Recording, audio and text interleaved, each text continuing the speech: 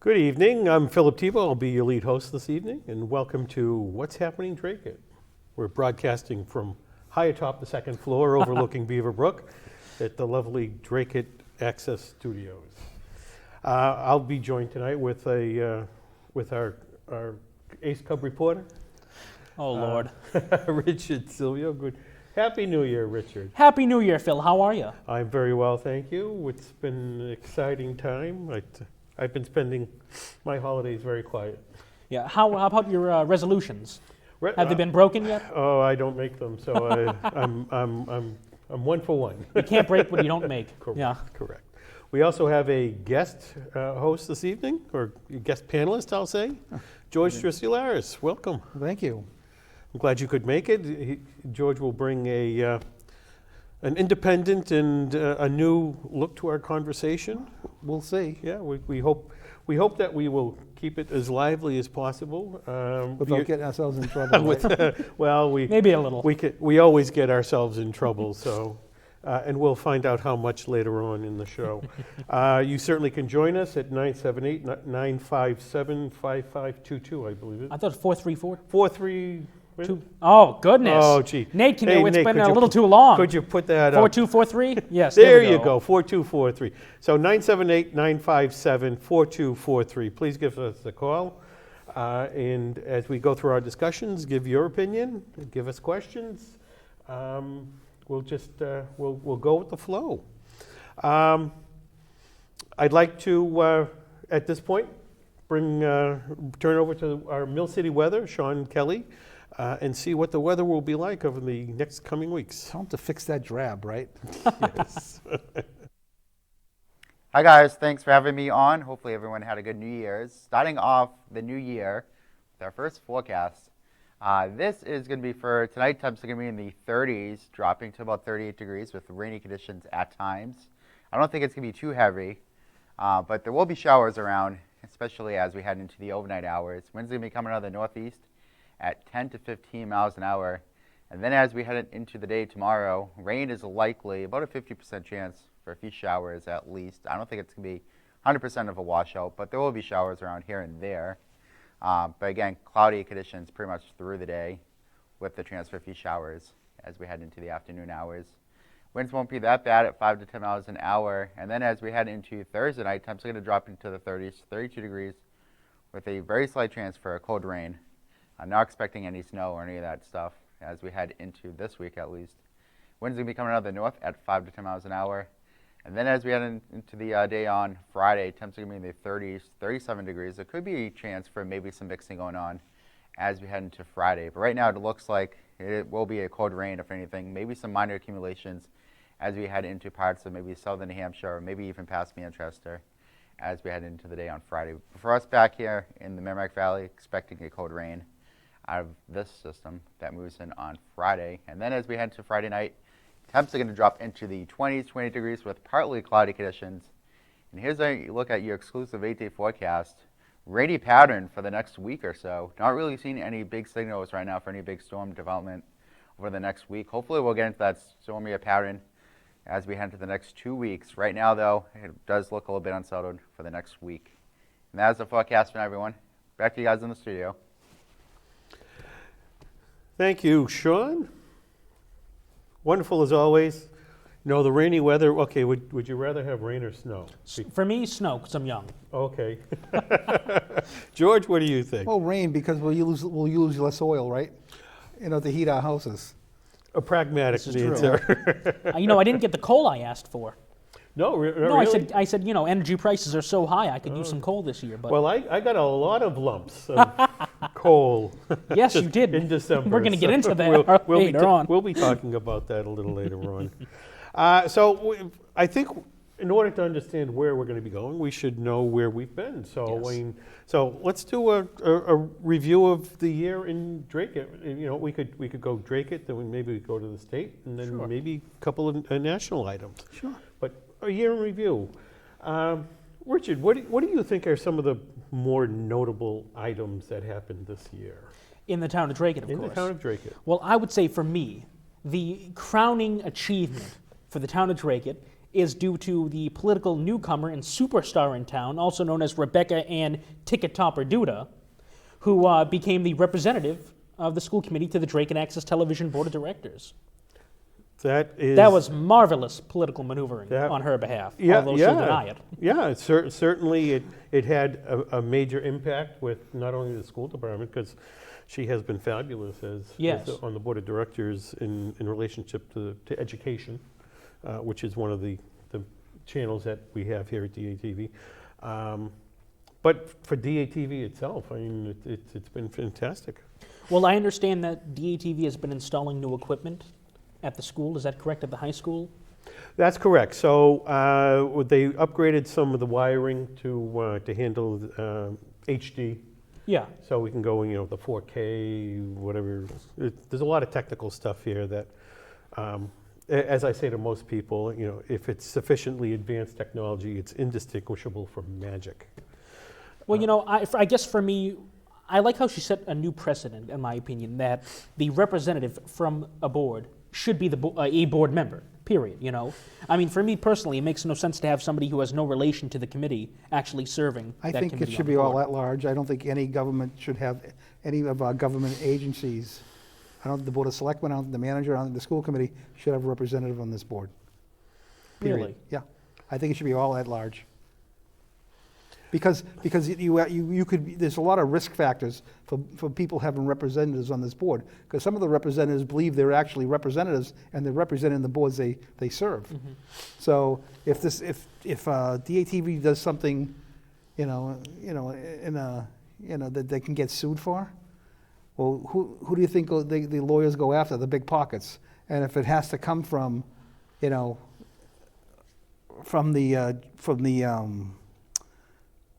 the representatives of the various boards, well, they'll have a legal fight to get themselves off that lawsuit. So I don't think there should be any. Well, and so that differs very much from the original makeup of the board of directors, because it was essentially the cable advisory committee that was appointed by the town. Appointed by the town that became the board of directors. Really? And for the longest time, I think the town had 6 appointments, with 1 being elected by the membership of DATV. They were wrong. They were wrong. Absolutely, and that got changed, and that has survived the contract that was recently adopted at the beginning of this year. But it still gives appointments by the selectman, town manager, and school committee. That makes it really 2 appointments by the Board of Selectmen, because the manager works for the Board of Selectmen, so therefore they have 2 appointments, and the school committee has 1. I think there was some discussion about trying to get that appointment over to the town manager, town moderator, who would be an independent voice. Was that?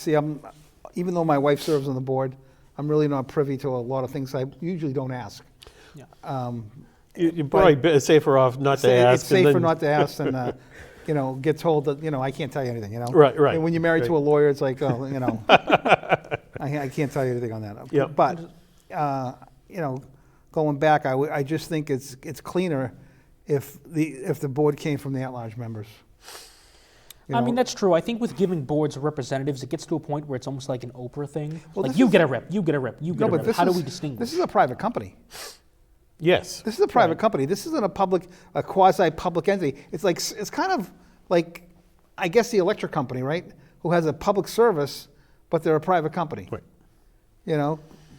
And the government does get involved. The government gets involved with regulations and things like that. But I just think it should be looked at as a private company and handled as such, which means with government entities keeping their fingers out of it. And that was one reason why most communities have an access corp, much like DATV, is because it gives that arm's length between the town and a town cannot govern content or try to govern content. Well, we know this town has tried. Well, they try. Of course, they try. Of course, I've seen it a number of times. Remember, I watched my wife every selectman meeting. I was there watching what was the goings on, and I do have my opinions of that board. But I just think the cleanest thing would just keep them out of it. Yeah. And if you get criticized on a show like this, you know what? Come on. Come on, Yeah, come of on course. and confront them. The chair is right here. We have an empty chair right here. That's right. Come on in. So with the contract, I think that gets to one of the points that essentially is on my list too. That, and of course, this brings us all the way back to January and February. The retirement of Jim Hall as town council. I think that's a fairly large story. He stayed on until the DATV contract. Richard, didn't you have an assignment to go look at what the expenditures of the new attorney? You know, let me tell you something, George. No, I'm just saying. I just thought I heard somebody say, that might be something good for Richard to look into. Let me tell you, giving an assignment to a college kid during the week of finals is like telling McDonald's to prepare me a healthy Thanksgiving Did you get dinner. it during finals? I believe it was. Oh, okay. We're going to get fact checked no matter what on that. So we'll have to wait a day or two to find out. No, I heard rumors. Here you go, speculation that Prediction. that he is like 3-4 times more expensive than Hall, right? At this Oh, time. the new firm. the new council, yeah. Yeah, I mean, Jim certainly, I think, as he was kind of winding down most of his practice, Dracut may have been one of his last clients. Oh, it was. I believe the contract with DATV was his last endeavor. Yes, and it's matter of fact, and I hope I'm not speaking out of turn on it. I had a conversation with him, I think, in November or something like that before that. And he had indicated to me that he really wants to try to get that all wrapped up. Well, you know why? Because he actually started it. He was the one who put the first contract in that never was really ratified, or a member Some was 10 a member of plus years understanding. before, Yeah. right. And I think he wanted to get that done. Yep.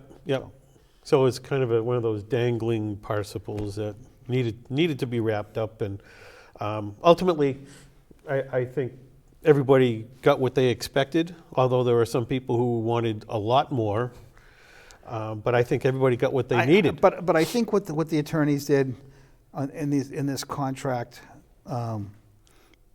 was they saved their parties from future problems. Because I just think that they worked together, the two councils, and you guys got it done. Cost a lot of money, but you got it done. I heard, right? I know you got it done. Yeah, we got it done, and it was ratified by the Board of Selectmen, I think in February, and certainly by this board, I think That was in February or a April, positive July. development January, for DATV, because they were kind of operating with a guillotine. You know what they had in a guillotine, because you didn't know at any time whether the selectmen were gonna pull pull their corporation, pull. It's essentially the licensing Right. of the cable access provider. Yeah, you didn't. That was kind of held, and that was kind of put with content. With the content of what was coming out of some shows. This one. Yes, I mean, there was certainly Joe DeRocco had once said in an open session that, well, I know we can't censor them, but there should be something we can do. I heard that a number of times. Could you be any more frank than that? Really. Well, and if you look at now, censoring is. We could probably talk in the year review about censoring. What's coming out now with Twitter and our government? You see, Twitter's a private company. They can censor whoever they want. Yes. But they can't, at the behest of the government. The government can't do that. Right, because our First Amendment restricts what the government can do, not That's what not the people don't private understand. sector. The Bill of Supposedly. Rights. Freedom of speech. You can say whatever you want about your government.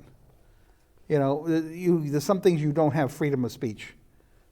For the big example is going into a crowded theater and yelling fire. Right. You can't do that. Things like that. Well, for me, TikTok took the cake over Twitter, personally. I mean, I heard they're moving to try to ban Twitter again, and Who's banning Twitter? well, the government's looking into it, banning it again, they're not because doing- Trump tried it. Remember that? Trump tried to They're ban not banning Twitter. Again, it's a private company. Well, true, but if you look at it, But TikTok's a different thing. I think it's an entity of the Chinese Communist Party, correct? yes, And I guess I heard the TikTok in China is significantly different than the TikTok. The TikTok in China is actually educational. The TikTok here is actually more to have people do kind of corrupt. So right, Exactly. we often get those lame challenges, the Yes. Tide Pod challenge, Yes. and cook your chicken and NyQuil challenge. Yes, things like and- that. Yeah. So I also know TikTok in China limits you to 14 minutes a day. And they did a separate study in China and the United States where they asked so many children in China and in the United States what they want to be when they grow up. Do you know what the number one answer was in China? I'm guessing a scientist or a mathematician. Close, an astronaut. Okay. Do you know what it was in the United States? Seriously? a TikTok Influencer. entertainer? Influencer, yes.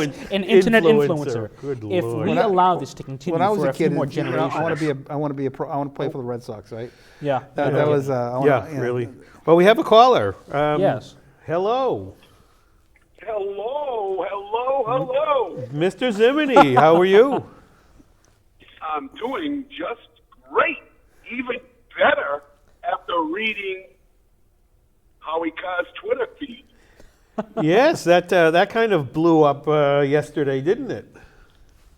Oh, that really boosted the spirit for the 2023 year. Why don't you tell the viewers a little bit about it? For some reason, I'm not hearing you too good.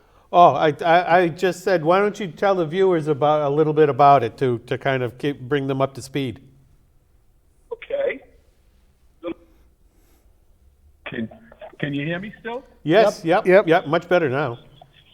Okay. And it can be seen on. It can be seen on the What's Happening Dracut's webpage. That's correct.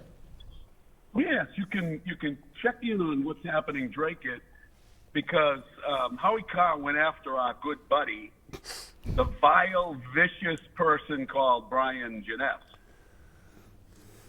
He went after him in such a way that I'm sure he's not happy about it because he does that to everybody else.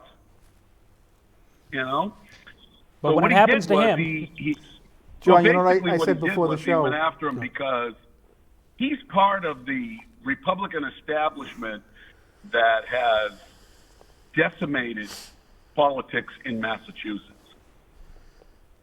He can't win a Republican race. I mean, they went after Charlie Baker, who is arguably the most popular governor we've had in many, many years. Yeah, So I mean, between many him people and have. Jim Lyons trying to defeat Charlie Baker, they didn't win any other races that they should have won. They were 0 for You know? Massachusetts, right? I'm sorry? They were 0 for Massachusetts. You know what I mean? No wins. Yeah. And I think that's Yeah, the of course. major it's issue. always hard and difficult in Massachusetts. They But- talk about the Jim Lyons and how he's straightened up the finances and there's no people aren't going for steak dinners anymore and things like that. But if you can't win elections and you move the party so far to the right that the people in the middle, like the unenrolled or independents, you can't reach them, then you won't win any elections. Or for that matter, half of your party. Right. no kidding. No, very, very true. But if you're not a Brian Jeunesse person, then you are dead to him, right? And if you are a person who likes Trump, and you might like a Democrat or a Republican like Charlie Baker, they can't compromise themselves. They can't come to the middle of the road in Massachusetts. If you're not in the middle of the road in Massachusetts, you can't win. That's right. Exactly. You know? That's why I thought. But Mr. Jeunesse wants everybody to follow the rules, but he and his wife break the rules all day long with Joe DeRocco. For instance, how he got his seat on the board of directors at DATV. They think people forget that. But the bottom line is that they never followed the rules when he got his appointment. They broke every rule in the book. And, he criticized me some time ago for making donations to Democrats when I was a Democrat. But it's okay for him to make donations to the Republican Party. And, of course, his wife is so challenged ethically that she now works, allegedly, she's working for a big-time person in Dracut who, owns several storage companies. And I believe she is now the clerk of one of those storage companies. Wow. So, yeah, she's now working there, so she'll have to recuse herself whenever that individual comes before the board. And he owns a lot of property in Dracut. But that's okay for Brian, because Brian can do whatever he wants. John, I think she tried to appoint him to a committee also. Well, he's on finance. They want to. On finance. Oh, they tried to appoint him to a committee? I believe so. Oh, isn't that rich? Yeah, I mean, just like, appointing her husband to the board of directors here at DATV, or appointing herself to the Beaverbrook Farm Committee and making herself chair, not just appointing herself. Right. And then that was an ethical challenge, because all of a sudden she has to get out of that position because she knew she was wrong. But You know what the issue is with her, John? what is it?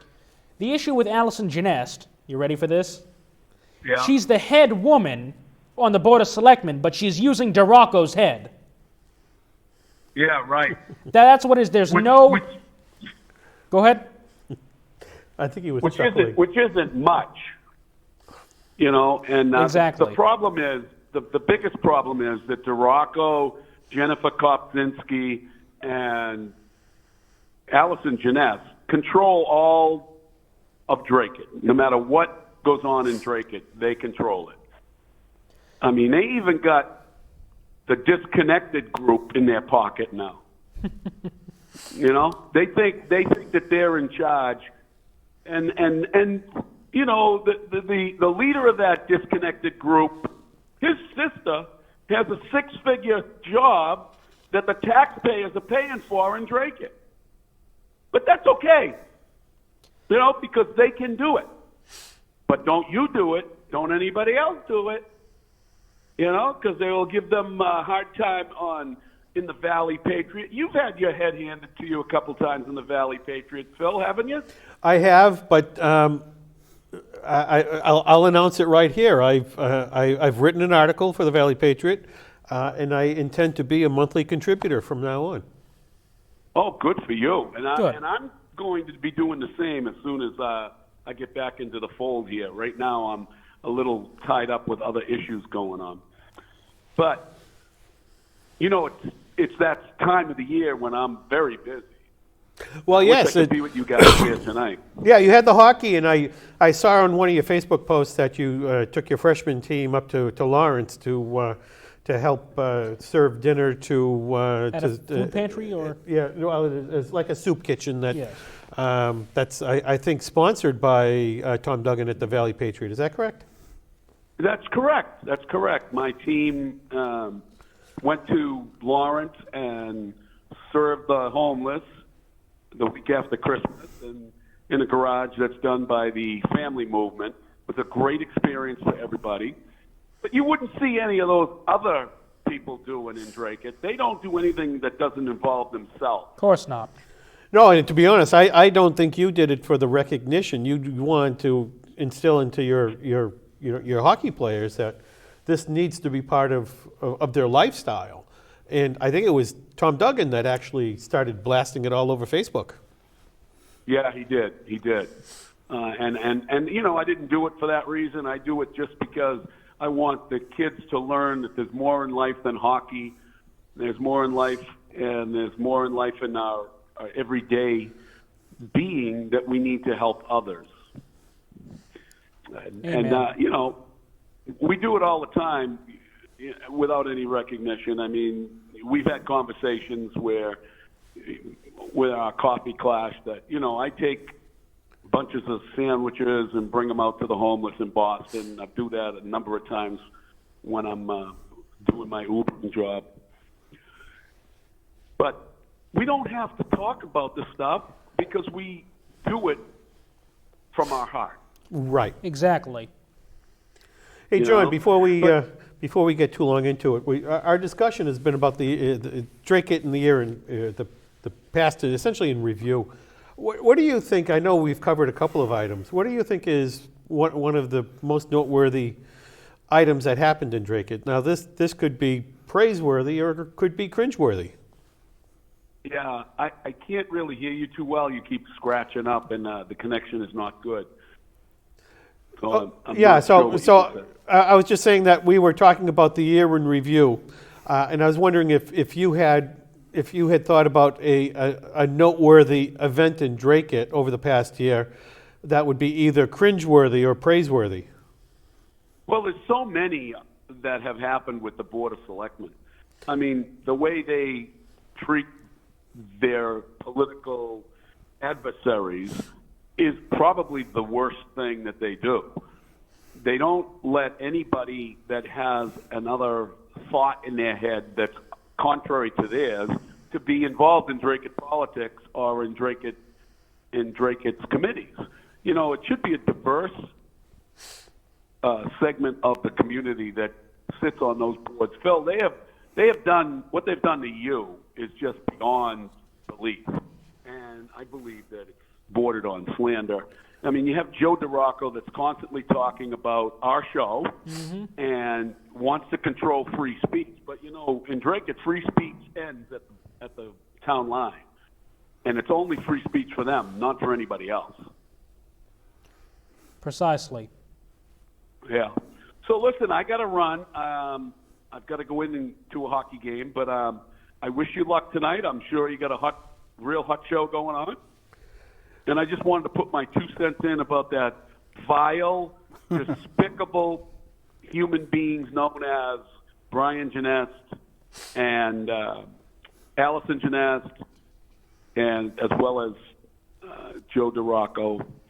But we'll have more because we're going to be raring to go on this next election.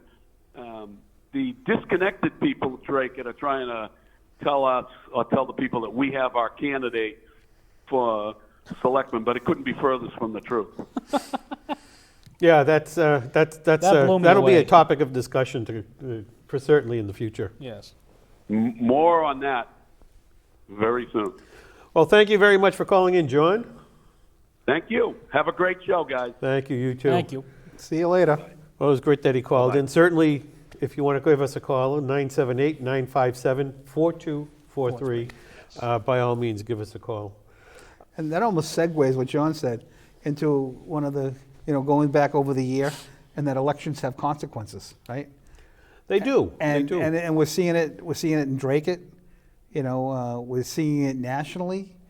Because if had the Republicans won what they expected to win, for the House of Representatives, he would have Kevin McCarthy would have been Speaker.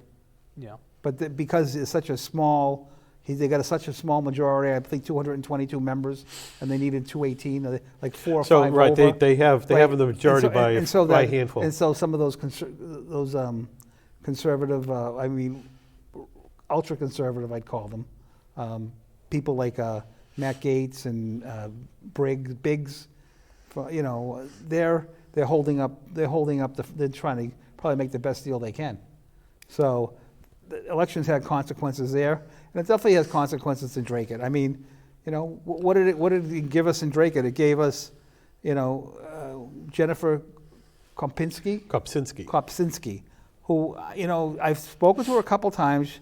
To me, she seems very nice, but she's there as a third vote, and that's all. Until she really asserts herself, and we see who this person really is, all I know her as is the third vote.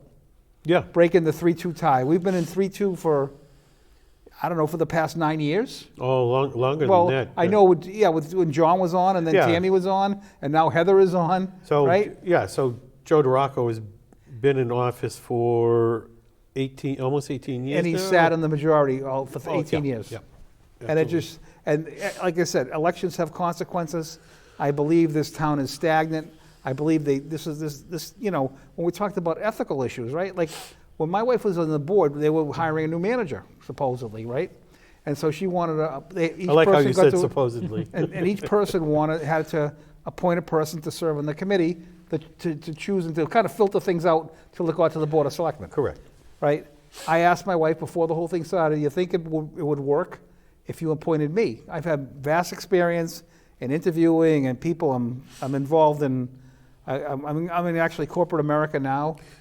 You know, so I thought I'd be a good choice. Yeah, but because she you've says- had some HR experience. yeah. and- Oh yeah, everything. Yeah. And I said to her, and she says, "No, I don't think it'd be right. It wouldn't look right, and you know, I don't want to open us up to people will think that you would come home and tell me what you're doing, which is people who know us know that you know, if I had a charge to do, I would do it properly. But she says, no, I'm going in another direction, and I said okay, and. So she said, I'm not appointing you. You know, you're qualified, but I'm not appointing you. Yeah, oh, absolutely. I'm not, you know. You'd be very well qualified for that. Yeah, and I didn't get off going. You got appointed. I did, and Thank God it would have been a big waste of time for me. I'm glad it was a waste of time. Yeah, I mean, to be honest, I was kind of shocked and honored that she'd selected me. So, and that shows that, you know, how can you just these looks about appointing, especially in the consideration for DATV. Now DATV gets its funding from Verizon, not Verizon. What is it? So Comcast. They send in a quarterly payment. Right. Currently, now it goes to it goes to the town. Now the town is sending money to Dracut TV, right? And the selectmen are involved with that because they have to vote for it, and it has to go to town meeting, and it has to come over. And we have a financial relationship now between DATV and the town of Dracut. Correct. Just now, let that sink in. And now we have the head of the chairman of the selectmen having her husband on the board. You know, not that there's anything going on. I don't think No. there's no. I don't think there's anything going on. I'm serious about that. But it's perception. It's the perception, and there shouldn't be, especially with the money coming in. It's like when I was. I left finance when my wife became a selectman because I didn't want it to seem like there was any type of conflict that she was influencing me. So I resigned right after she got elected. I resigned from finance. Yeah, so I think in particular with DATV, because on the board of directors you have to act as a fiduciary of the corporation. Absolutely. So I think that in itself creates the conflict of interest of appointing your spouse to being on the board of directors. I don't know if you had another item. For last year, Yeah, because I can throw one out that I think had wide ramifications, even though it might have been like a low shutter over. I'd love to hear it. Beaverbrook Farm. Oh, wow. Because I think that was an item that kind of, as I said, rumbled through the whole year. It was always there. It was always making some sort of movement and noise. Not always, the big flashy stuff. Right. But we had the farmhouse that was bought by Tom Paquette. Tom Paquette. Yes. He's been revitalizing it. He did a big push kind of last year to bring it so it was weather tight and Yes. worthy, and he's been working inside and doing a few things here and there meanwhile. But we also had a big push by Bruce Cody and Janice Dudevier. I know. Pardon I know. my, and it's French. I know of Janice, let me just call her Janice. Where they had a big push to save the seed shed. I mean, there was a lot of talk about from town government, just knock it down. Yeah. I mean, it certainly.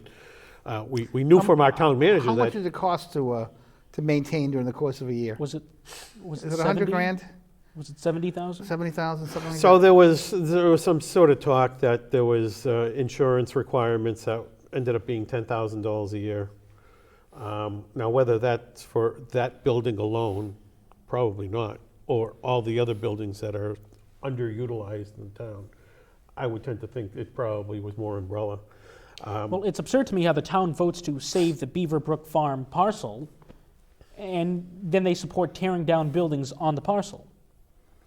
I don't see what sense that makes personally. It makes it easy. No, it makes it easy. You don't have to spend the time or the money maintaining it, or making. Then you might as well have sold the parcel. So, and I think that gets into our, essentially, the Board of Selectmen and in particular 3, because Well, I and then think the- Tony and then the Heather par- wanted to save the seat And then check. the particular 2 got up at town meeting, and they were the only ones voting to tear it down. Yeah, Allison Janest and Joe DeRocco. Right. I think they were trying to bolster their stand and save face, and the town meeting wasn't going to have it. Fell Town meeting flat, yeah. wanted to save it. I mean, Well, that might have been the most enthusiastic article on behalf of the people. it had probably some of the most debate. It certainly had more debate Well, than the $85 million budget. Well, that's something, that's another thing. Yeah. I mean, 2.5% that we bump our taxes every year because of Proposition 2.5, that's a ceiling. That's not that we have to do it every year. That's a ceiling. So I've actually suggested, I want to bring that out to a vote. I want them to vote on the tax raise for the selectmen. And I've actually mentioned that to one of the selectmen. I said, you know, whatever how you vote. But I even told my wife this. I said, you're on record. You were on the board 6 years and you voted for tax increases every year. And she goes, yeah, you're right. You know, and so Joe's been on 18 years and he's voted for 2.5% every year. Every year. Oh, Every yeah. year. Every Year. And whoever's on the board, John was on the board for 9 years. John voted it for every year. I'm sure he supported. I don't know if I think he supported the manager's budget. I'd like to see the manager come to the town meeting with a couple budgets. I want to see would it be at 2.5%? Would it be? I know what the people would choose. They would choose the lower amount. But then if that's the case, make a case for why you need the 2.5 every year. Make a case for it. And then I want them to stand up at a selectmen's meeting and tell us and take a position, take a stand. Don't just let they're basically an operation of law, how they deal with it now. Yeah. The manager puts her budget in. It's in the books. It's understood. It's 2.5% over the prior year. Right. And you know, and they don't have to vote yes. They voted yes or no on the budget, but they're not voting no on taxes, and that can segue you, Phil, into the vote on about the goals. About the goals, the selectmen goals. Oh. Yeah. I'll give you that one. Okay. So let's stay on Beaverbrook, because All right. I think there's still a few more items there that kind of rumbled through the air and had some significance. So, You talking Josh Taylor? well, I mean, that's in there Explosive because ejection of so Josh Taylor. So we have the framework of a skating rink out at Beaverbrook, and I believe it's filled with water. Have you went out to see it? Well, I know at this point we're not making ice. And if Sean Kelly's right, we're not making ice for a while. But that doesn't mean that we shouldn't make the effort, because Well, it's a nice duck pond. It's Well, a fantastic idea. We'll probably have in February a wonderful skating rink. So I think mid to late January we're certainly gonna have cold temperatures, Right. and it'll work then, and then we'll have it through Right. February. But there was a lot of conflict within the Beaverbrook Farm Committee regarding The insurance coverage. not only the insurance coverage, you know, who's going to be paying for all the materials to create this, and we have Dave Martin. I said, I'm donating it all. I mean, people were really being very good volunteers for the town of Dracut. There's not boards up like into a hockey rink, correct? No. So I believe there's essentially a curb Right. that they can put a plastic liner on, Okay. protect it. So I mean, there might be, after the ice is there, might be a 6 to 8 inch curb or something Okay. like that. Well, I drove by there. Do you know where they put it? Over Some of the farming plots in the community garden. Yeah. That's okay. It'll Keep them warm for the winter. It really will. That's what snow does. Snow protects your lawn. Snow has often been called the poor man's fertilizer. Right. So Really? yes, because the snow would, of course, collect a lot of the Well, of course, it almost particles in the air insulates. and stuff Right. like that. It insulates, but it helps to rejuvenate the soils. Well, I should have mentioned that to the spring. farmer I was on the phone with the other day. Yeah. And I'm sure we'll get into that later on. So again, with the skating rink, Yeah. Josh Taylor, Ann Vandal had been, we can't afford the insurance, blah, blah, blah. And Josh Taylor was trying to get answers on the insurance, and he wasn't getting anywhere. And I think we had gone over, we played an audio of Yes. the meeting. And just frustrated, Josh Taylor just got up and said, "That's it, I'm resigning from all committees in Dracut." And that seems to be something that the government in Dracut tends to do to the volunteers. I to get it. get them Yes. frustrated. I left. So I think that's one of the larger, more cringeworthy events in Dracut, that, you know, we have the Board of Selectmen essentially feigning interest in having volunteers apply to these boards, and then when they do apply, oh no, we don't want you, or even as far as Wasn't that the resume, Phil? The resume thing was all about that. well, to see if you were qualified. I think But it's- I think it went even further when your- I think Ian Vandal during Yeah. one of the meetings said, "Well, you know, we have enough staff now that we can essentially stop the people stop people from volunteering. They slow down the works too much." It's like that I found Wow. probably one of the most shocking statement of the year. Ludicrous. You know, it's even getting to the point where experience can create a conflict of interest, apparently. Or You learned that the hard way, Phil. Yeah, and well, why don't we get into that now? Sure. Nate, we have the selectmen meeting from December 13th. Let me kind of preface it a little bit. So, the zoning bylaw review committee had asked to have the member from the Board of Health replaced, because they weren't showing up, and they had indicated that they were not going to send a member because nobody had essentially the free time to dedicate to a committee that was going to take at least, you know, another 2 years or so to fulfill their duties. And there was a lot of hullabaloo by the Board of Selectmen that they wanted, and Joe DeRocco in particular, wanted to make sure that the Board of Health was involved in the zoning bylaws. Now, mind you, the Board of Health has nothing to do with the zoning bylaws. Of course not. Board of Health have their own regulations. Zoning bylaws are their own regulations, and they do not mix, and they should not be mixed, because you'll never know where to go to find out the regulation that you need.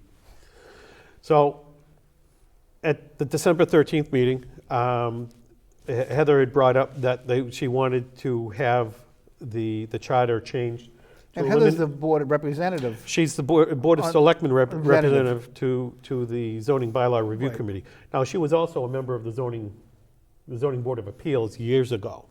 So she has very good knowledge of zoning bylaws.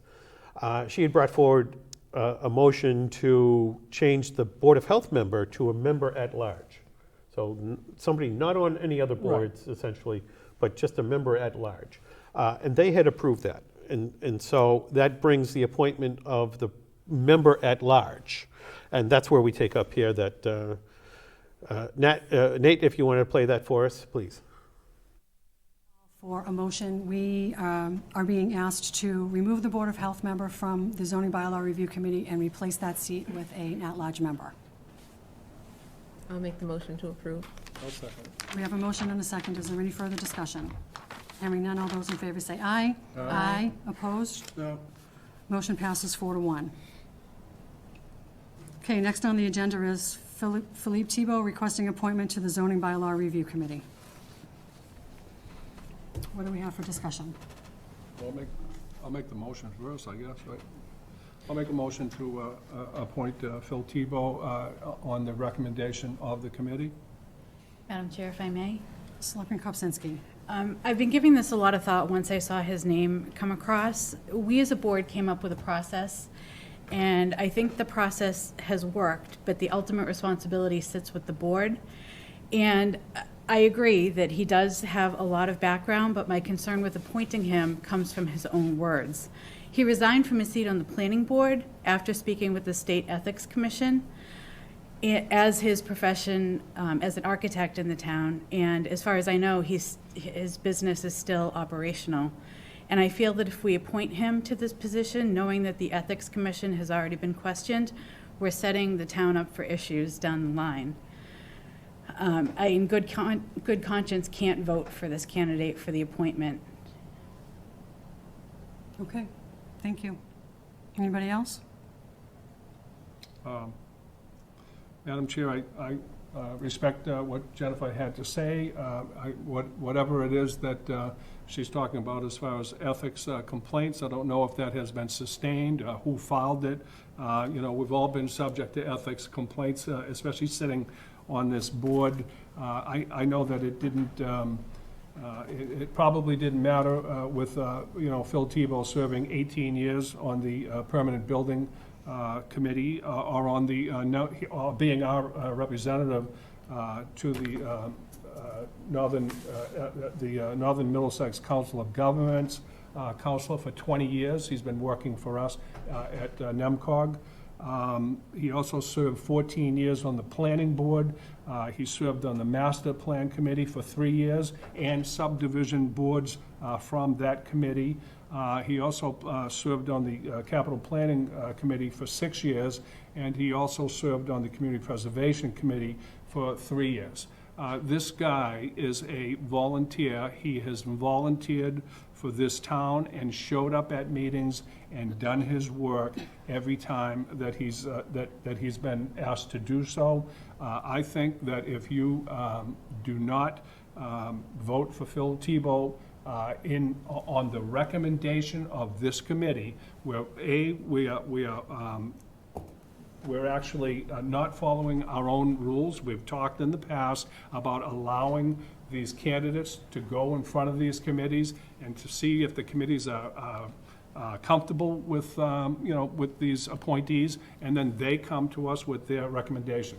This board has recommended that Phil Thibault be the voting member of this board, and to turn him away is despicable, and I really think that this is the surest way.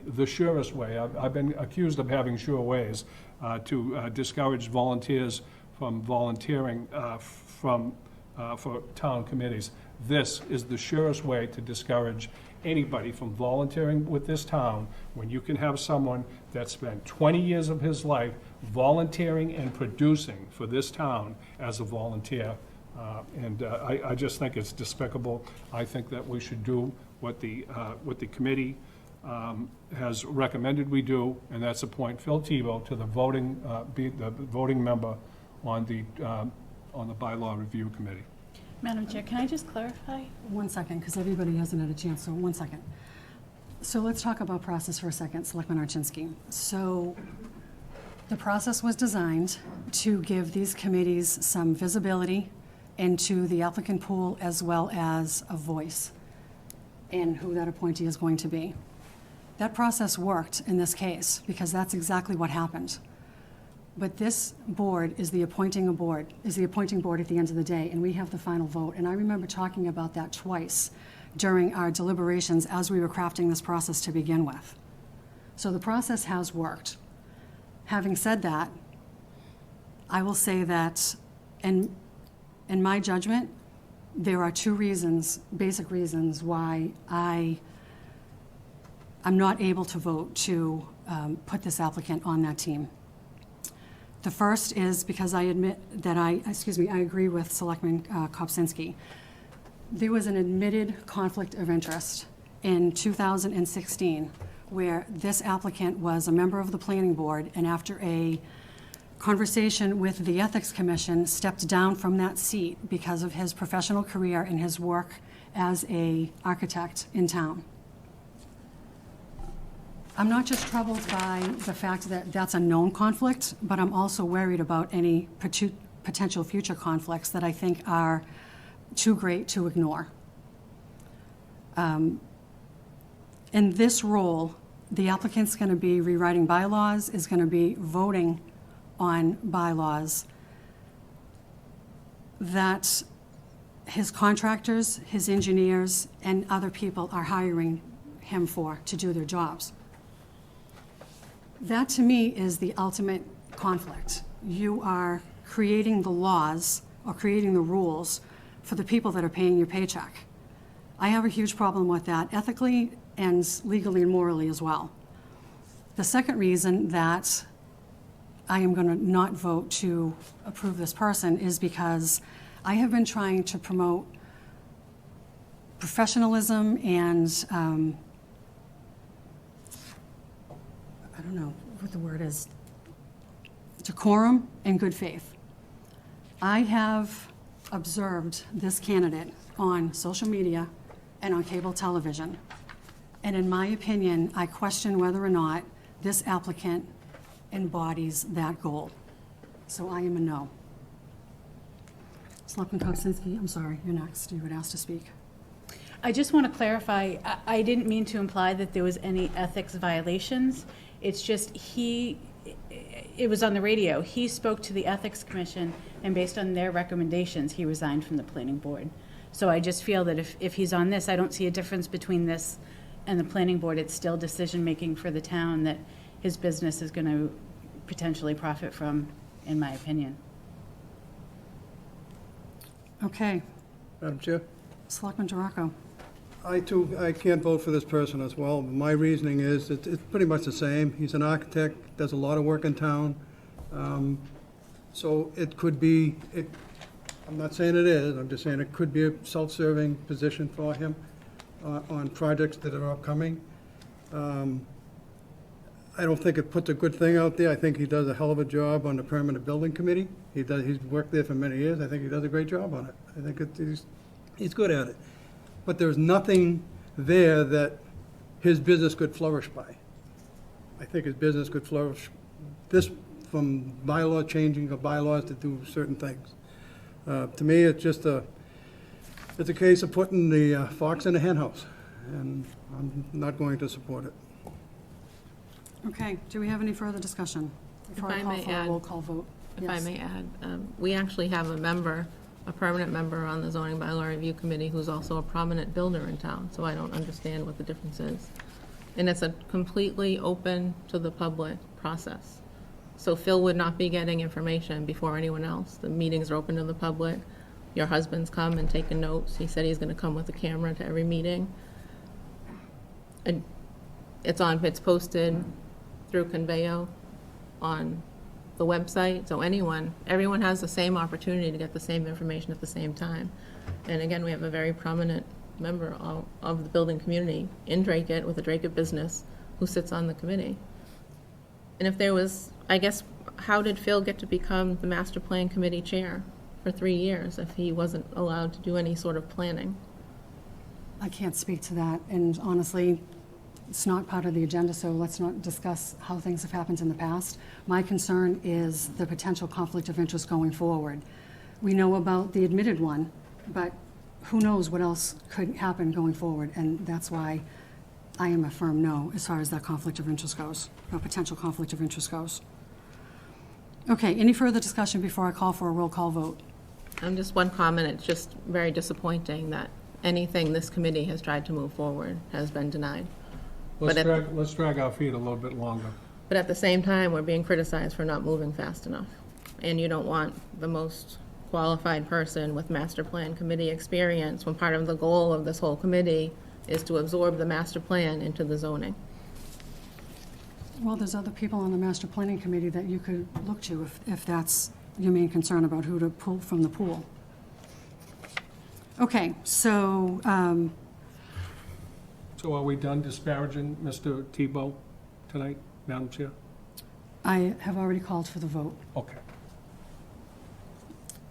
So I'm looking for a motion. There's a requesting appointment here to the Zoning Bylaw Review Committee. I'm looking for a motion. Does anybody want to make that motion? You had a motion, you just didn't have a second. Okay, who wants to, excuse me, thank you. Who wants to second? I'll second. We have a motion and a second to appoint Philippe Thibault to the Zoning Bylaw Review Committee. I'm going to roll call Selectman Santiago Hutchings. Yes. Selectman Archinsky. Yes. Selectman Kopsinski. No. Selectman Dracut. No, Chair votes no, so the motion fails 3-2. Wow, where do you unpack that luggage now? Wow.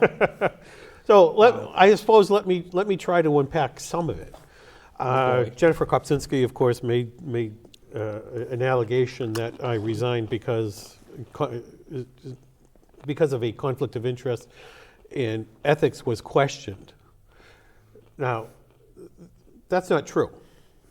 So to let you know, I had been on the planning board. at that particular time. Several months before a large project that was offered to me came to me, I knew that would be a project that needed to go in front of the planning board. So I called the Ethics Commission because I knew that at a minimum I would have to recuse myself from the proceedings.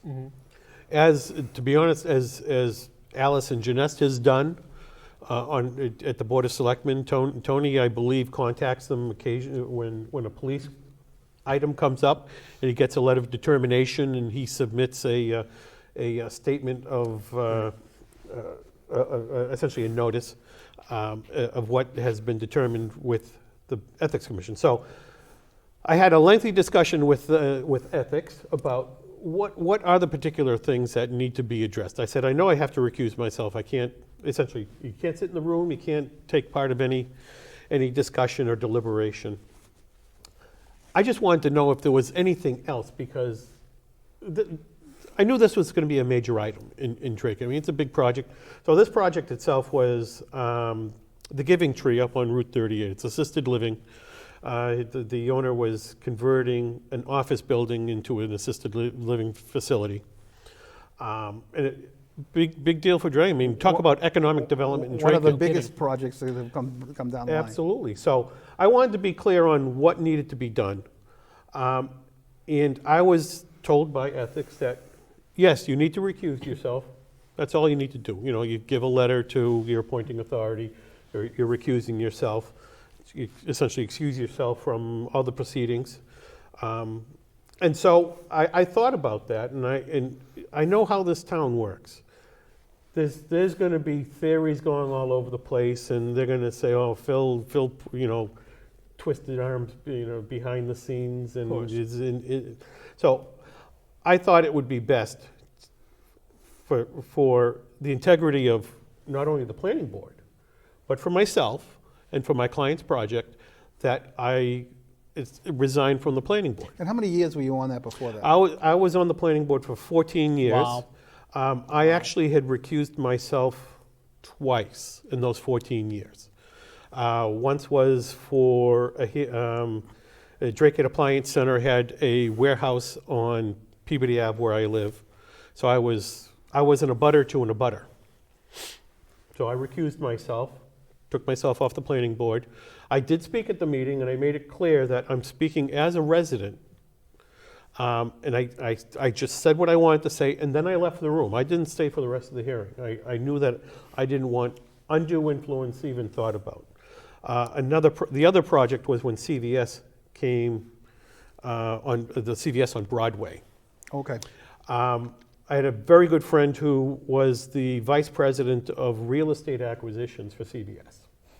So he's essentially buying the property to develop the CVS. Right. And so I went to Dennis Piendak and told him my intentions that I would be recusing myself on that hearing. He said, well, he's not a family member, is he? And I said, no, he's just a friend. He said, well, that's not a reason for you to recuse yourself.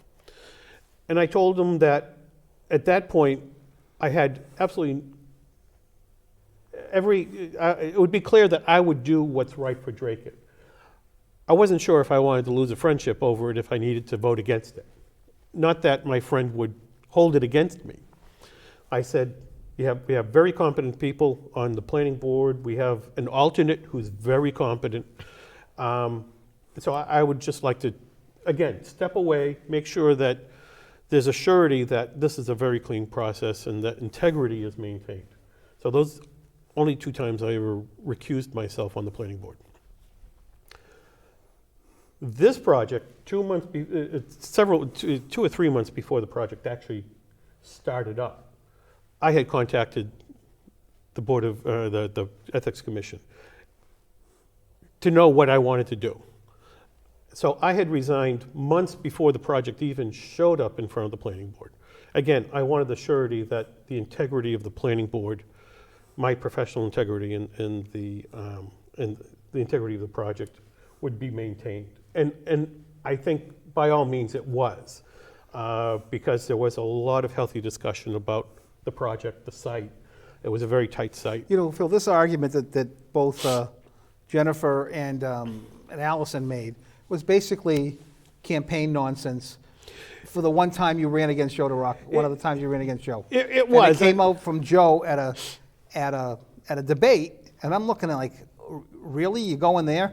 And then he says, well, during the debate, he said, well, he's an architect, I don't know what he knows about buildings. So- that was the same debate. No, that's true. Yes, and that was, I Wow. think, 2018. Yeah. And that was about Louisburg Square, where, Correct. where I had mentioned that the building had problems. So this little spin that's been developed on this ethic things with you is basically comes out of a campaign. It does, and it has all the earmarks of Brian Jeunesse, to Right. be And honest. not only does it have that, but it's also, for the people who are putting it forward, they're putting the town at risk. I really think so, because, I'm looking at it and I'm like, I think he was just slandered a couple times. I mean, And by Allison and Jennifer, not so much Joe, because Joe has done that, for the last few years, so just kind of ignore that. But I think, I'm looking at it, as a lawyer, and I'm saying, it's a high mark to go over, because you definitely can be considered a public figure, but it wasn't true. It Right, wasn't so- true saying that ethics basically told you to resign. to resign. That's not true. Right. That's not true, and that's a false statement. So I don't know. Be careful. So I think it was just done out of ignorance. not ignorance, but Well, for Jennifer's part, ignorance. For her, yeah, but political revenge. Getting back at an old adversary and a new adversary. Yeah. As you last time you ran against Allison. Yeah. So for Jennifer to say, "Oh, I remember when he resigned, that he was on the radio." So that's remembering 6 years ago on a radio segment that was 15 minutes long. Well, I remember it distinctly. Oh, sure. I mean, I don't even remember it. She got her talking points. But, Absolutely. But I just think it's political revenge. It's deceitful, and it's and being done in a public meeting. I mean, being done in a public meeting, shouldn't stuff be handled like that in executive session if they're going to talk about somebody? Yeah, and honestly, I suppose, if they had questions like that, why didn't they have me as the applicant there to? Well, I know you were ill. I was but ill. I would have hoped even Tony or Heather made a motion to move to executive session if they're going to be discussing Yeah. you like that. Yeah, so, and so to wrap that back into, well, because he's an architect, I'm going to have an undue influence, and I'm going to, the allegation is, I'll rewrite the zoning bylaws let me to say it, suit Phil. me. Let me say it. First of all, you have zoning bylaws when you design a building, correct? I have them now. Right, and it tells you have to be, say, 10 feet from here, 50 feet from here, and that's what you designed. Unless you go to some type of appeal. Yeah. But that's what you designed. To be honest, as Well, what do it's you know been- about buildings? You're an architect. Yeah, I know. As been alluded to, I'm very knowledgeable about the existing bylaws. Leave them the same. I mean, I'd be, Well, they're probably that gonna- would be a benefit to They're me. probably going to be left the same, because I think I think the whole thing is not to change them. I think so. So, I mean, there are things in the bylaws that, when I've talked to the attorney of of a client, I have said to him, "Oh, you could do these things, these particular uses," and in one case, the attorney said, "No, you can't do that last use." I said, "Oh, by all means, you can." He said, "No, it's not in the bylaw," and I pointed to the table that it was in that said it was a permitted use with a special permit. And he goes, "By God, you're right." It's By the way, like, that case, Anderson versus New York Times, you could probably look that up, Richard. That basically shows how a public figure can sue for any type of defamation. And it's basically, you have to put malice. Malice is if you know something Right. not true and you say it anyway about a public figure. Now, Yeah. she may not know it's not true, because, like, I just remember her debate when she ran. She hasn't done anything in town. She Well, hasn't no, she's a volunteered. political She's newcomer. a political newcomer. So how does she know this? How does she know this? That's interesting. Where'd that come from? I mean, they look back at all the money you stole from DATV practically. Oh, yeah. Practically. yeah. So I mean, and then to wrap that back into, well, he's had that conflict. So what other conflicts will he have? So now we're restricting Let's our go- volunteers on phantom. Let's go to another another comment about you doing a lot of work in town. Can you, That's That's not- false. that- That's false. That's false. And you warn people that want to hire you from Dracut, right? Yes, that's right. I do, and that surprises a lot of clients when I say when they come to me and they're from Dracut and they want to do an in-law unit or even a commercial building. My first question to them: are you sure you want to hire me? Because I've become a lightning rod. And usually the answer is, we know that, but we know that you're also honest and you'll Right. fight for us. But think about a lot of business in Dracut. No, I it's think not. people who have professional offices in Dracut don't really have a lot of business in Dracut. I know my wife's No. law practice. Most of her clients are outside of Dracut. Right. Mine are typically on the South Shore. Right. Well, why don't we get into some of the comments? Yeah. I know Aubrey had something wonderful to say. She's been a loyal viewer for a long time now. She said, I don't know why people are so afraid of having Phil, but it must be fear, because it certainly isn't logic. Even if you don't 100% agree with Phil always, you have to plainly see how generous he is with his time and energy and expertise. Very well put, Aubrey. Thank you I know very of very much, few yeah. other people that are as dedicated to the town as you are, Phil.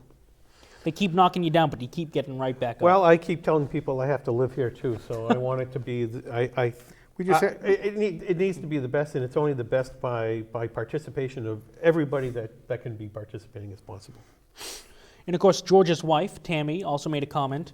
Ex-selectman extraordinaire. She, I'm gonna get that later on tonight. No, I don't think you. I don't think you should read that. You don't think so? No. Okay. What's out there for the public, though, if you want to read it. That's right. It's on It's true. If you want to go on the feed, it's there. Yeah. So, and I guess the last thing that Allison brought up is I guess I lack decorum and professional. For those words to come out of her mouth. Well, she's Wow. above the fray. Remember, well, she doesn't get yes, involved with yes. what do as I supporters. say. I'm not even going to mention names, but what her supporters will actually do during an election to an opponent. So I'd like to know what the decorum metric is, because I've seen stuff by her husband. Tonight, you're being very critical. Oh, that's. You're just being critical. So I could relate back to a March article in the Valley Patriot by Brian Genest that I think, Again, cross the line. where does that metric or that benchmark of decorum really start? Because without a code of conduct for the Board of Selectmen, they have no metric. You know what? That had to be the easiest vote to make. I'm watching it, and I'm saying that has to be the easiest vote to make. Okay, we'll do a code of conduct. Yeah. I mean, that sounds. Other places have it. We're just going with we're kind of going with the flow. As an And they attorney, isn't reject there a it. code of conduct and ethics? Of course, there's ethics. Of course, there's ethics. I mean, we have courses on ethics. It's a law school course, and plus you have to take an ethics test before you can take the bar exam, and you have to score a certain amount. You have to score an 85. Yeah. I got 108. But of Well, course, that's good. Phil, we can't discuss Brian's articles because it's not on the It's agenda. not on It's the not on the agenda, agenda. so- It can't be discussed. Isn't there a place in the Robert's Rules of Order for new business? Well, yes, there is, but this is just conversation coming up in a natural exchange. Of course. Heather wasn't looking to talk about the master plan and everything in it.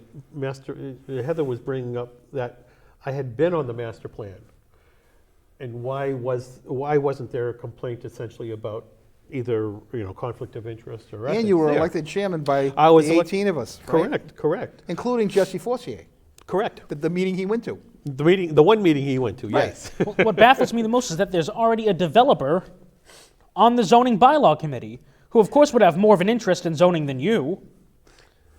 Yes. You went to every meeting of the committee, The master plan master committee? plan. Yes, I And was. I was hoping that you missed one, and I could be the chair for the night, but you never did that. I think most people find that I don't miss meetings. So that was one of the questions Well, I asked think you by and I went to every one. Yeah.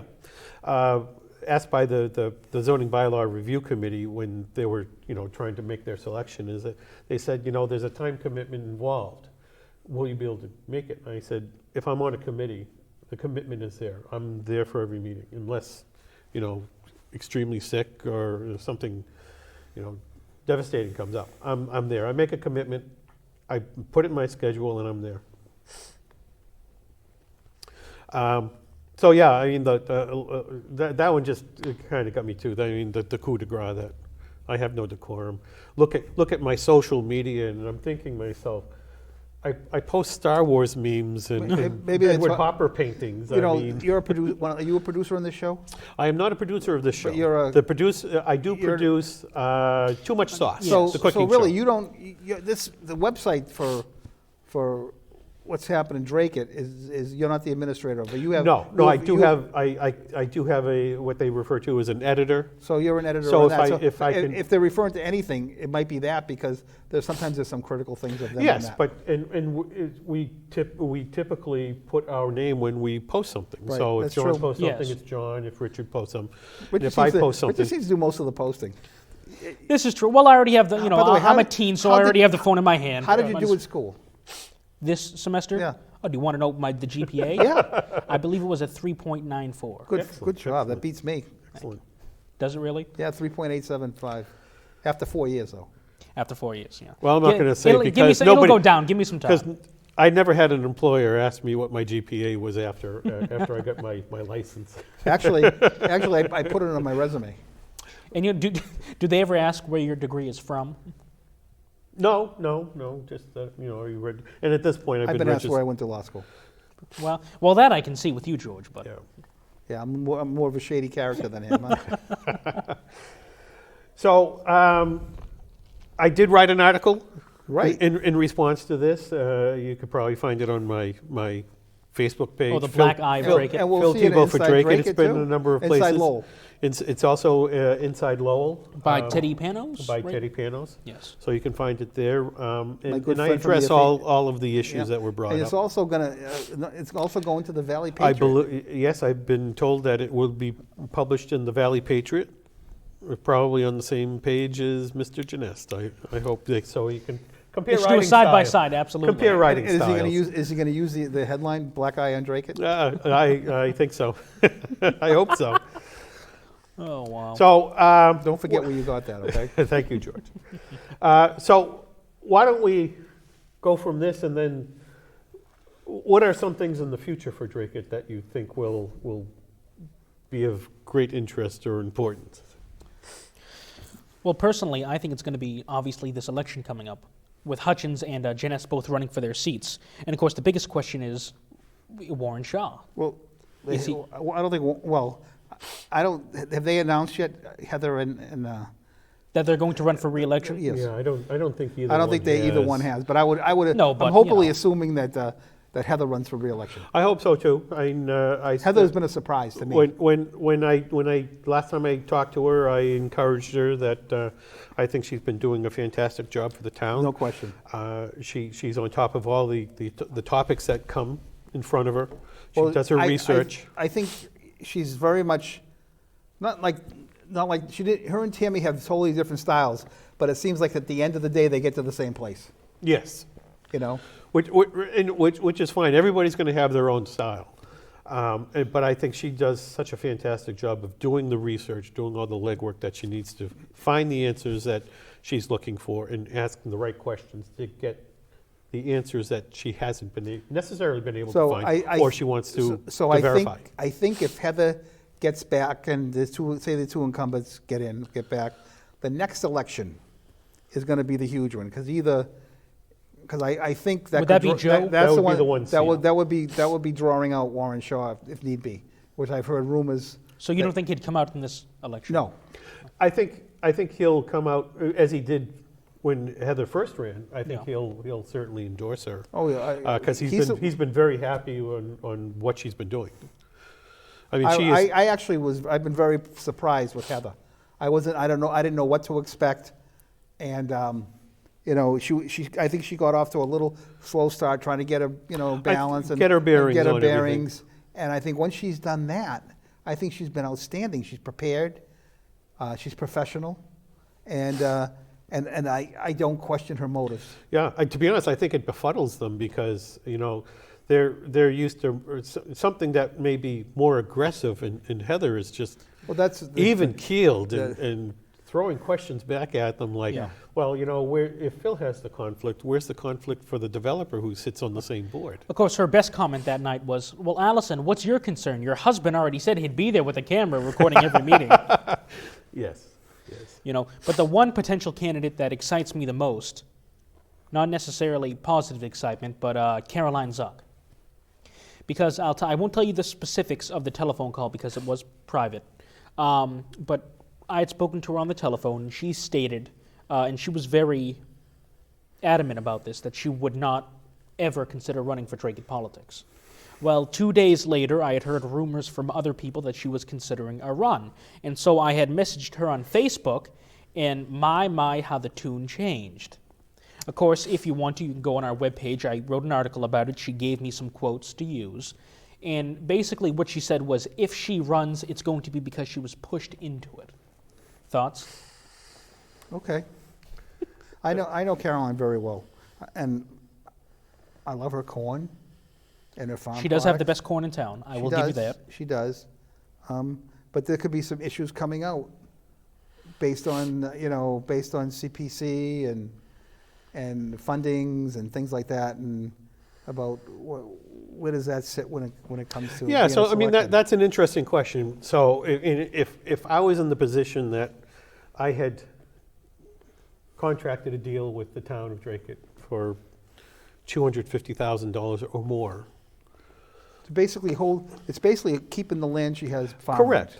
Right. But it was a check written out by the town of Dracut and given Yeah. to her. Mm-hmm. Does that create a conflict of interest? Apparently for me, Yeah, from conflict what I has just been... saw from the Board of Selectmen, it would create the worst conflict of interest. But that's it all depends who they're supporting.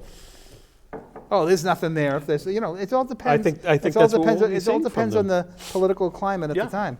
And I was told this when my wife first started running, and I've been around Dracut politics. I grew up here, right? Is that Dracut politics in Dracut is a blood sport, and it certainly showed itself at that selectman meeting where I think I would have run my comments by council before I uttered them. Yeah. That's what, if I was them, I would have said, look, I'm gonna probably vote no on this, but I'm gonna say this to vote no, and I would have run it by town council. Even if the comments, even if you were an attorney, Well, because apparently the first person, Jennifer, who spoke first, is an attorney. yeah, I guess, but you still run So- things by town. I mean, like where I Right, work now, I'll still go to, like, if I have an issue in a contract with intellectual property, say, right? I'll go to the intellectual property attorney and say, hey, look, I think this is okay, Right. but would you look at these comments on, whatever the intellectual, whether it's foreground or background IP, intellectual property. So I would go to to the attorney who discusses that. Or if we have a question on something to do with the business, I might talk to another attorney there who does just that work within our firm. So It makes sense. I mean, I do some structural engineering on my own where I feel comfortable doing it because I've done it for so long. Then But you get it checked, right? you get to a point that I'll call up my consultant, a good friend who's a structural engineer. I say, hey, could you take a look at this for me? Right. And send it over. So I mean, there's a lot of That's right. Well, reciprocity that goes between. We're not all experts at everything. I mean, what I'm an expert at really can't be used in what I do. So, I mean, I know what do I know more than anything, Richard? Football. No kidding. Because I do the games for. I did a game. I did Thanksgiving here for. That's right, you did. Yeah. I tuned in for about 5 minutes. So I don't know. Do you see anybody else coming out? I mean, certainly Josh Taylor took a beating over. Yeah, but that's Beaverbrook Farm just putting his toe in. He's put his toe in the first election. Yeah. He did pretty well. He did very well. And he. I mean, in a race of five, he did very well. And he comes across as a very honest guy. Oh, yeah. Absolutely. And With his heart on his sleeve. I mean, he's not holding back. that He had tells you- that had to really hurt him to leave. I think it did. I think he that was had to- so frustrated that I think he's the type of person that doesn't typically walk away from things. And if if Ann would have done the right thing, she would have held off on it and said, you know, Well, talk to me tomorrow, or I'll call you tomorrow. she's kind of a topic for another day. Yeah, I mean, you know, she has her 3 votes. There are 3 votes. Yeah. And they play to 3. And even town council plays to 3. The manager plays to 3 because, you know, even though we have a contract with her, and our charter says we shouldn't have a contract, remember? right, that's correct. But we have some type of employment agreement. You know, they could still, like, look at Jim Duggan. He left. Yeah. They he went into, he had some issues and he was gone the next week. Yeah, I think ultimately she's still an employee at will. Right. So, I mean, at any I point. think she has to be. Yeah, so the compensation package or employee agreement that they have is more of, I get her compensation and what happens if Right. she does leave or she is let go. But we won't, that's a discussion for another day. That is. So I think an issue that's going to be impacting Dracut in the next year certainly is the MBTA multifamily zoning. Yes, that's See, I right. don't know enough about that. So- Where is that supposed to be? Well, it hasn't been established yet, and certainly through the zoning bylaw review committee, they're going to be establishing the zoning maps and stuff like that. So that'll be coming into play there. But it's a requirement that Dracut essentially build 1,200 units, or have the ability to build 1,200 units in an Where's area that that's money come very from? dense. Well, developers. So it's not Dracut is building it. They have to make it available within the boundaries of Dracut. 1,200 units? 1,200 units. And the developers are supposed to be able to build 15 units per acre by right. So someone needs to pick up a good chunk of land and maybe even buy people out. Correct. So, I mean, for this community, this becomes more of a redevelopment And it issue. also becomes a huge school issue It could. for school-age children. It could. It could very well. Although you find, so this isn't necessarily affordable housing, because there's really not an affordable component in this. If the developer wants to do an affordable some sort of affordable apartments or condos, and he's more than welcome to, and I'm sure the town would be And it very has to be, do appreciative. they want it in a dense area? So they're supposed to be allowed to have 15 units per acre. So currently, the zoning in Dracut is, R1 is 1 acre zoning, 40,000 square feet, what they refer to as a builder's acre. Could we simply rezone like Tennis Plaza, the condos, and have that? So no, it has to be new, because. Oh, it has to be newly built. This law, this MBTA family zoning law Why do they call is it looking to create new housing. Why do they call Okay. it MBTA? Because it's associated with the MBTA. So if you have a commuter rail going through your community, if you're adjacent to a community that has a commuter rail or an MBTA. Which we do. Right, so Dracut is associated with Lowell that has the Gallagher Terminal. Of course. So we're an adjacent community to the MBA. Okay. So that brings in the requirement for the 10% of housing, 15 units per acre. So I think that's going to have a major impact on Dracut. And if it's not done properly, it'll have a very negative impact. I think there are certainly areas that in Dracut that, you may look to essentially redevelopment, probably along the Lowell Dracut border somewhere. That I heard that meeting, our selectman chair kind of went after Colin Gary and our state senator. They were there too. Yep. And it was almost like a start of a campaign by her. Oh, yeah. Did you feel that way? Did you see that? I did not catch that. Okay. Yeah, and it was the tact of it was, you have to stop this. It's like, well, it's not being stopped. It's already in motion, so it's not being stopped. It's been refined once already, and it really hasn't affected it too much. So Dracut needs to have, I think, everything in place by the end of this year. So zoning, where it's going, overlay districts or actual zoning. And looking down the line, I see a significant challenge to Colin Gary coming from Allison Janess. That'll be a hot campaign if that comes off. So that would be essentially a topic in 2 years. Well, maybe starting next year, though. Well, right. You're always campaigning the year before. So again, it's always the next election. Elections have consequences. Yep. Yeah. Yeah. Well, just like chess, you're always thinking. You should be thinking 2 or 3 moves ahead. Yeah, like things the Patriot football offense can't do, right? They just call plays. They don't call them coming, to go down. That's why when they have a good drive and they stall and they don't get first downs for a while, it's because they're not future planning. How right you are, George. I couldn't agree more.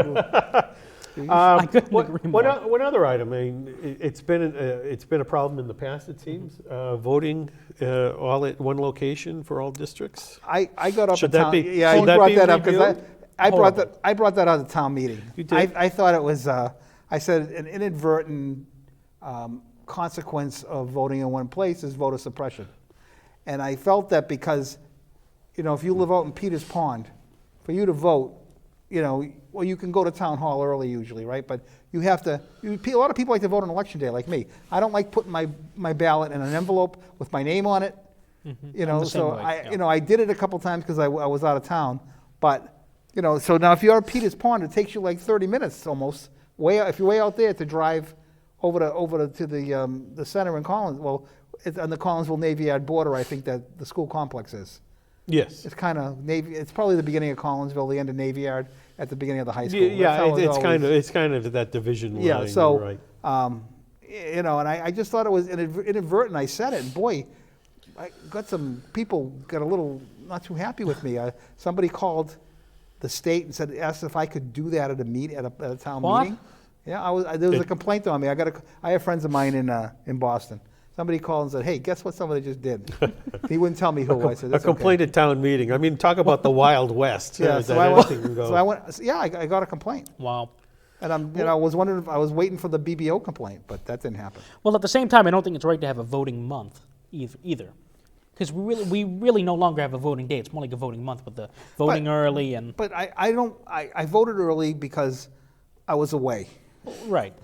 And I didn't like putting my name on an envelope. I'm sorry, you do an absentee ballot, put your name on the envelope, and then they take it out and they run it through. I don't, maybe I just don't like to. Yeah. I had one time I was voting, and I went to and they said, "Oh, the policeman will put it in the machine." I said, "No, he won't. I'll put it in the machine." Hey, we're coming up on a few seconds left. Yes, so, that's correct. I'll turn it over to Richard for the wrap-up. Thank you, Phil. Absolutely. Thank you for joining us, George. And, of course, I'm Richard Silvio, and when it's Wednesday night and it's 6:30, it's What's Happening Dracut. Good night, ladies and gentlemen. Thank you. Thank you. Good night.